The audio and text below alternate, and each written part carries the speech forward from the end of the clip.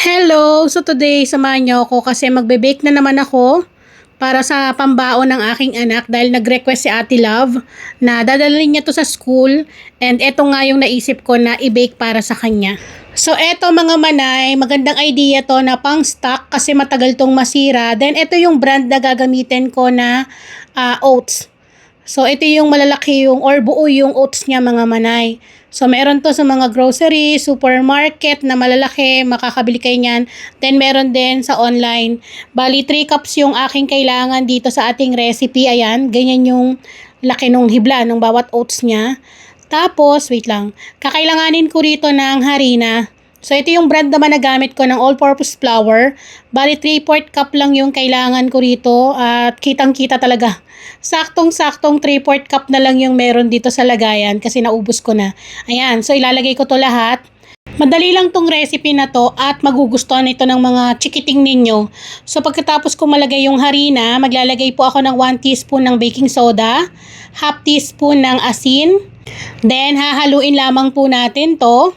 So ganyan lang. At pagkatapos natin mahalo, set aside lang muna natin to dahil sa isang malinis na lagayan, maglalagay tayo ng 1 and 1/4 cup ng brown sugar o dark brown sugar. Pwede rin naman ng white sugar pero mas mainam yung dark brown sugar mga manay. Then, lalagyan natin to ng 2 pirasong large egg ang size. So kung nagmamadali kayo, bagay na bagay to kasi madali lang tong gawin. Hindi na to kailangan paalsahin.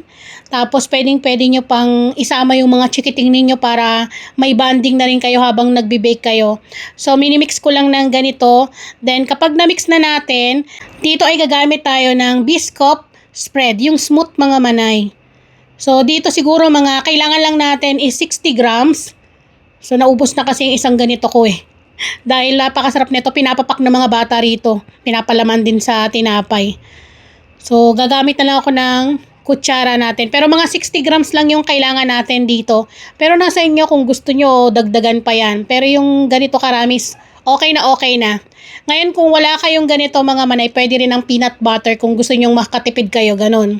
Then, mix lang natin hanggang sa, kumbaga mag-combine dun sa mga sangkap na nilagay natin at ma-sure natin na tunaw na yung sugar natin. Then, mag-a-add ako rito ng soft butter. Pwede rin ang margarine mga manay. So, any brand naman, pwede nyo pong itry. Then, habang hahaluin ko to, ilalagay ko na rin to dun sa, ano natin, kanina, yung tinabi natin. Para isang haluan na lang. Ganyan.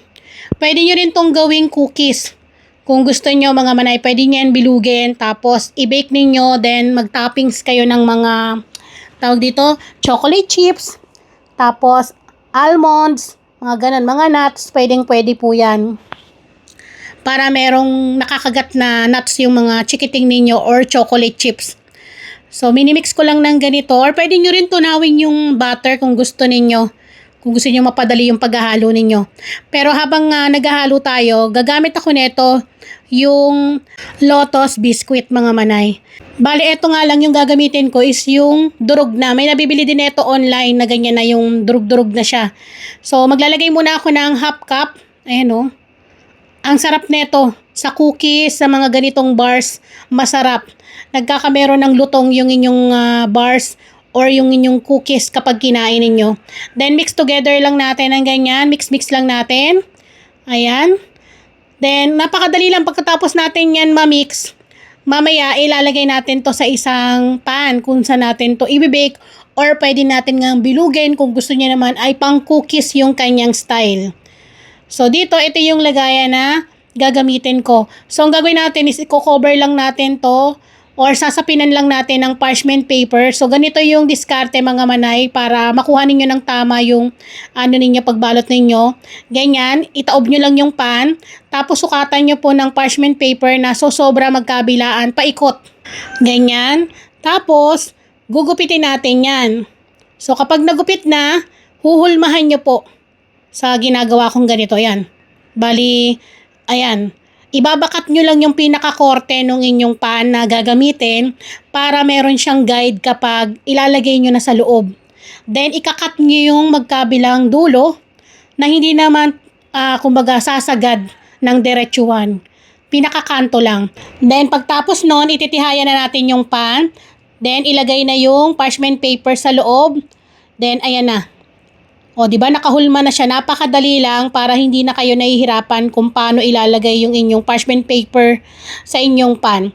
Syempre, susunod na rin natin itong ilagay. So, kapag nalagay nyo na lahat, ipaplat nyo po yan. Kailangan siksikin nyo po ng maigi para maging pantay yung taas niya, yung sukat niya, para pag nag-cut tayo, wala pong ampaw. So, yung mga tira-tira sa gilid, ayan, ipantay-pantay lang natin. Then, dapat nakapagpainit na po kayo ng inyong oven sa init na 170 Celsius ha, taas-baba.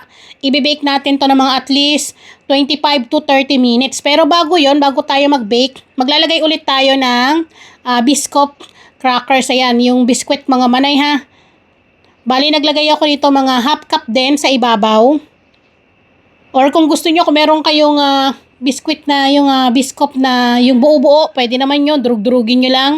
Then dikdikin nyo para kumapit ng maigi. Then kapag okay na, so pwede na natin tong isalang sa ating oven. At ito na siya after 30 minutes. So pinalamig ko muna to bago natin tatanggalin sa ating pan. Kasi kapag yan po ay mainit, malambot-lambot pa yan. So kailangan nyo siyang i-rest para mag-cool down at ganyan po siya.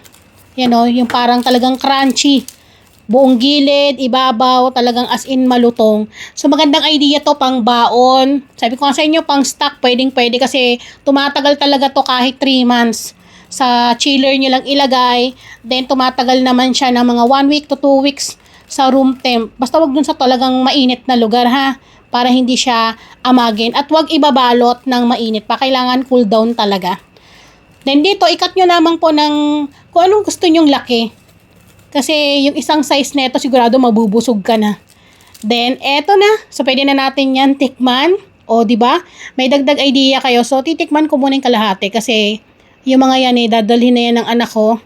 Dahil yung anak ko ay nag-request nito para dalhin niya daw sa school.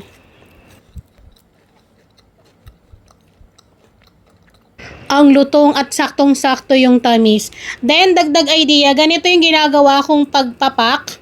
Kailangan na palamig na natin ng maigi para hindi talaga siya amagin. At ito nga, dahil hindi naman to tatagal, dahil dadalhin din sa school. So, sasaglitin lang to. So, dagdag idea lang, lalo na sa mga gusto tong itry at gustong gawing pang negosyo, pang stock, pang baon, or pang banding ninyo ng inyong mga chikiting, itry nyo na tong ating oats biscuit bars na pwede nyong pagkakitaan. So, ayun lang. Salamat!